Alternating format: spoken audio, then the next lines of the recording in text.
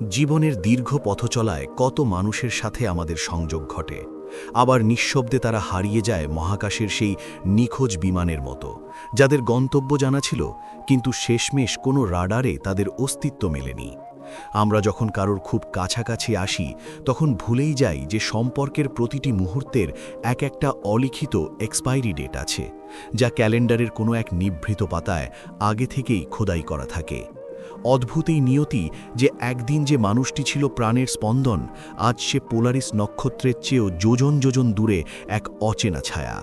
এমনকি কোনো এক ভিড়ের মোড়ে দেখা হয়ে গেলেও হয়তো চেনার চেয়ে না চেনার ভান করাটাই হবে আমাদের পরম সান্ত্বনা। আমরা একাকিত্বের উপকূলে দাঁড়িয়ে হাসি মুখে জীবনের জয়গান গাই বটে, কিন্তু দিন শেষে সবার সুখ নিশ্চিত করে নিজের জন্য কেবল দুঃখের বাজার সওদা করে ঘরে ফিরি। এই ভুলে যাওয়া আর বিস্মৃতির পৃথিবীতে স্মৃতিগুলো হয়তো পুরোপুরি মুছে যায় না, তবে সময়ের ধুলোয় তা এমনভাবে মলিন হয় যে পাশে থেকেও প্রিয় মানুষটি আর হৃদয়ের হাহাকারটুকু পড়তে পারে না।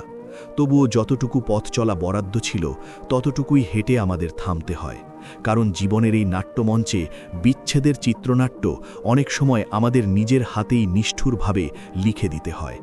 ধন্যবাদ সকলকে।